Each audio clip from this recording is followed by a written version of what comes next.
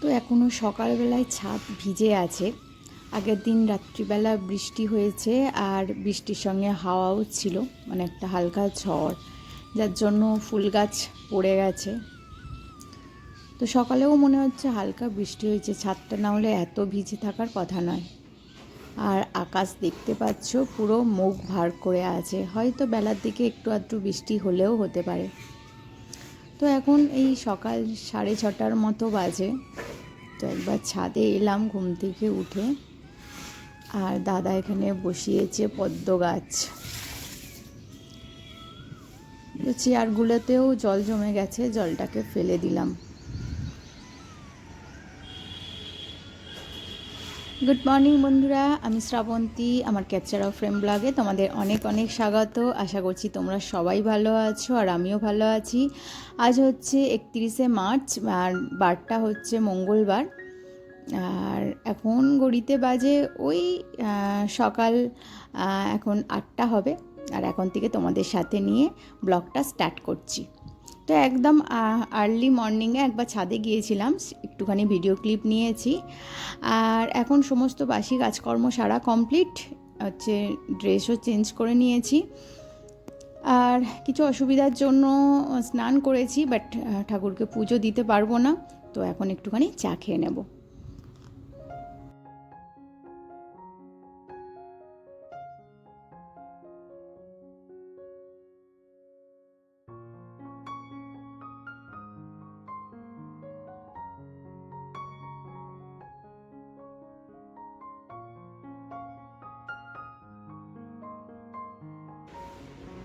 চা খাওয়ার পর সবজি যা কিছু কাটাকুটি করার সেগুলো আমি অফলাইনে কেটে নিয়েছি।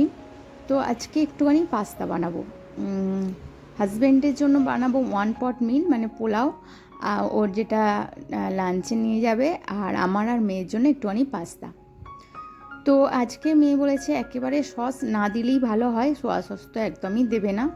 তো ওপর থেকে অল্প করে একটুখানি সস ছড়িয়ে দেবে।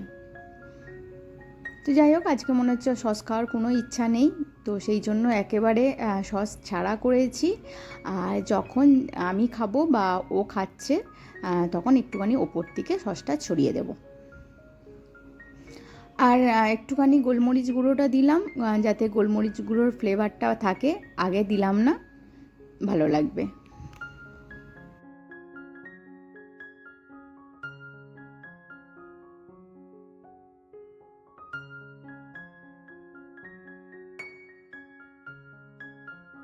তো মেয়ের তো রেজাল্ট বেরিয়ে গেছে, মেয়ে 3তে উঠে গেছে।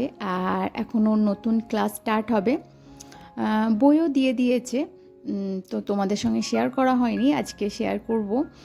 আর তার আগে এবছর আমি ওকে টিউশনে দিয়েছি, যার জন্য এই ঘরটা আমি শুধু ঠাকুর পুজোই করার জন্যই ব্যবহার করতাম, আর স্টোরেজ রুম হয়ে গিয়েছিল।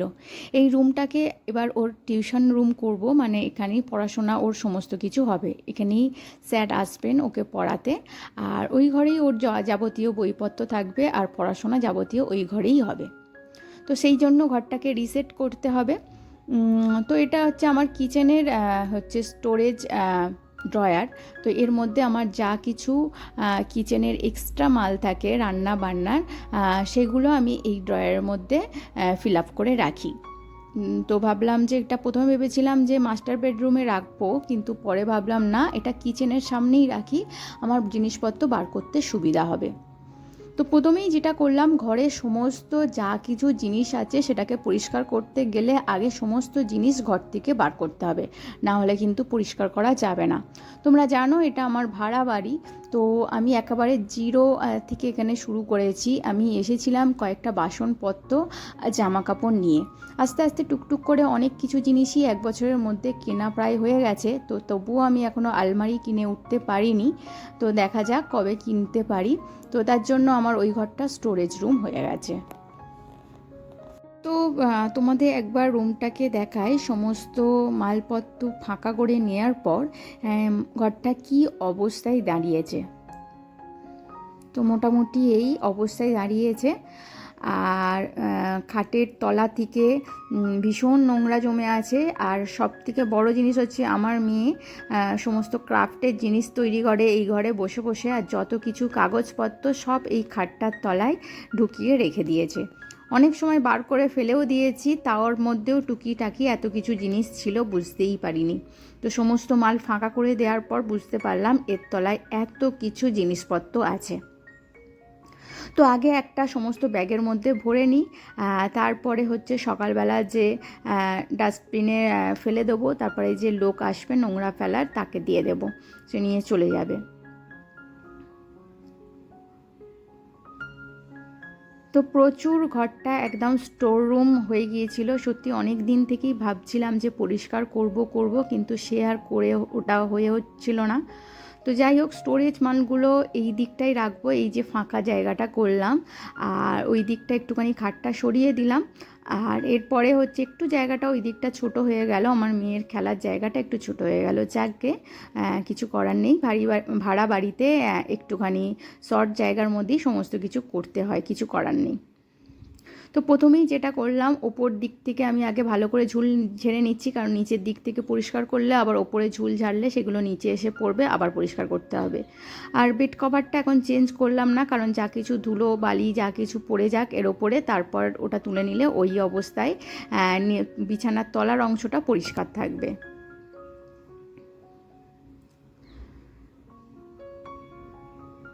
তো যাই হোক, বেশ কিছু জায়গায় একটুখানি নোংরা চাপ হয়ে বসেছিল, তো সেই জায়গাগুলো একটুখানি কলিন দিয়ে ভিজিয়ে রাখছি যাতে সহজেই উঠে যায়। বিশেষ করে এই জানালাটায় একটু ময়লা চাপ হয়ে বসেছিল, তো একটুখানি কাপড় দিয়ে মোছার পরেও ওটা উঠছিল না, তাই একটুখানি কলিন দিয়ে ভিজিয়ে রাখতেই কিন্তু তারপরেই ময়লাগুলো একেবারে সুন্দর উঠে গেল।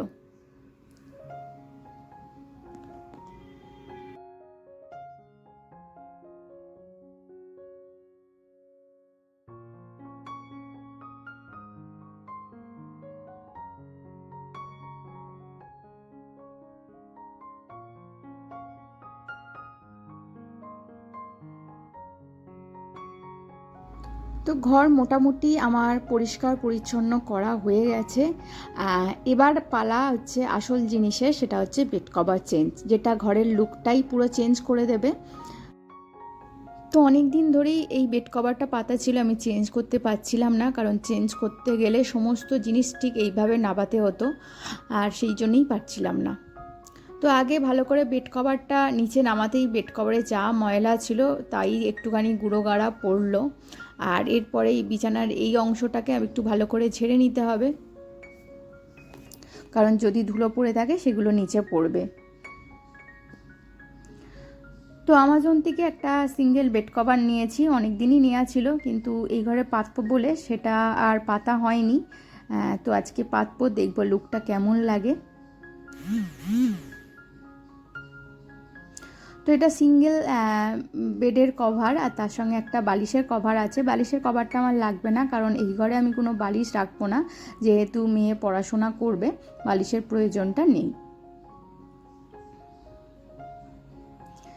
তো মোটামুটি যেরকম আমি দেখেছিলাম সেই রকমই বেড কভারটা এসেছে। আর এটা সামারের কালেকশান, বেশ সুন্দর এসেছে। আমি সামার কালেকশান বলেই সার্চ করেছিলাম।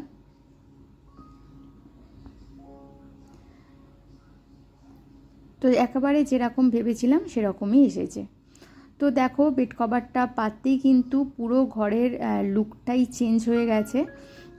তো এবারে আর একটুখানি অর্গানাইজ করে নেওয়ার পালা, তাহলেই কিন্তু ঘরটা পুরো সেট হয়ে যাবে। তো এই দিকটা ওর কিছু বইপত্র, কোশ্চেন পেপার এইসব রাখছি। আর পরে টেবিলটা ওই ঘর থেকে নিয়ে আসবো, কারণ টেবিলটার মধ্যেও ধুলো পড়ে আছে, ওটাকে ঝাড়তে হবে। আর বইপত্রগুলো এখন নিয়ে আসবো না, যেদিন থেকে ওর পড়া স্টার্ট হবে সেই দিন থেকেই এই ঘরে বইপত্রগুলো নিয়ে চলে আসবে। বেড কভারটা পাতার পর ঘরের লুকটা কীরকম এসেছে একবার দেখে নেওয়া যাক।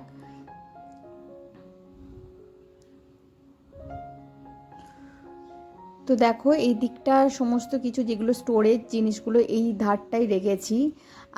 আর হচ্ছে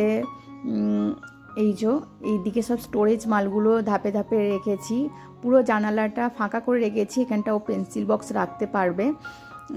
আর এই জানালাটাই দেখো আমার মেয়ে অর্গানাইজ করেছে, ওর একটা ক্রাফটিংয়ের জিনিস, এটা আগেও দেখেছো রেখেছে, এসব ওর ছোটোখাটো খেলার জিনিস। এখানে আমার একটা জলের বালতি আছে, আর এই যে খেলনা, এই যে ক্রাফটিংয়ের জিনিস তৈরি করেছে, ছোট ছোট অনেক কিছু পুতুল এইসব আছে। উপরে আছে একটা পুরীর হচ্ছে জগন্নাথের পিকচার, আর এই হচ্ছে পুরো লুকটা। তো এতে নোংরাগুলো জমিয়ে রেখেছিলাম, তো পুরো ঘরটা আমার মোটামুটি সেট হয়ে গেছে, আর এখন এটা বাইরে রেখে দিলাম। তো মোটামুটি যেহেতু ওই রুমটা, পড়ার রুমটা রিসেট করার ছিল, সেহেতু একেবারে রান্নাবান্না হালকা ফুলকা রেখেছি, না হলে কিন্তু কাজকর্ম করতে পারতাম না। আজকে রেখেছি ভাতে ভাত ঘি দিয়ে খাবো, আর সঙ্গে যে বাসনপত্র সকাল থেকে হয়েছিল সেইগুলোও মাজা হয়ে গেছে। এবার মা মেয়ের একটুখানি খুনসুটি চলছে আর কি, এবারে ও স্নান করতে যাবে।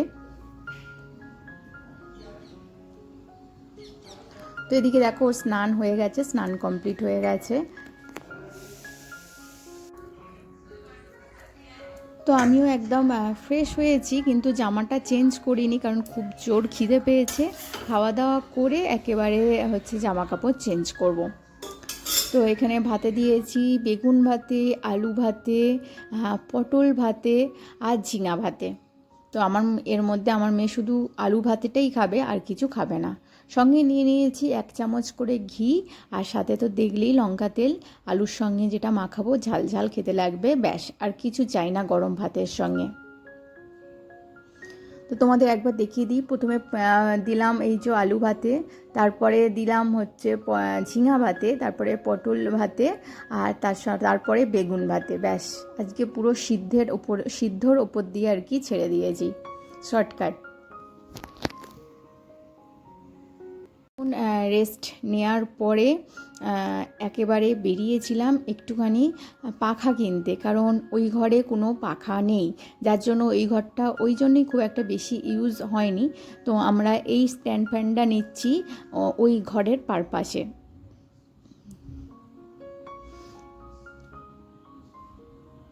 তো এরপরে যেহেতু একটু বেরিয়েছিলাম, একটু ফুচকা খেয়েছি আর ডিনারটা নিয়ে চলে এসেছি।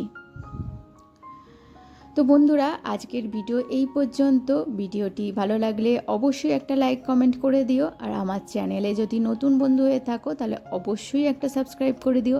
আর যেসব বন্ধুরা অলরেডি সাবস্ক্রাইব করে আমার পাশে আছো তাদেরকে জানাই অসংখ্য অসংখ্য ধন্যবাদ। তোমাদের সঙ্গে আবারও দেখা হচ্ছে নেক্সট কোনো ভিডিওতে, নেক্সট ব্লগে। তো পাখাটা বাড়িতে আনার পর একবার টেস্ট চলছে পাখাটার হাওয়া কীরকম কেমন। আর এইদিকে আমার মেয়ে পাখার হাওয়া খেয়ে ডিনারে বসে গেছে। ডিনারে আজকে নিয়েছিলাম একটুখানি রাইস, আর তার সঙ্গে নিয়েছিলাম চিলি চিকেন, যেটা আমার মেয়েকে এখন বেড়ে দিচ্ছি।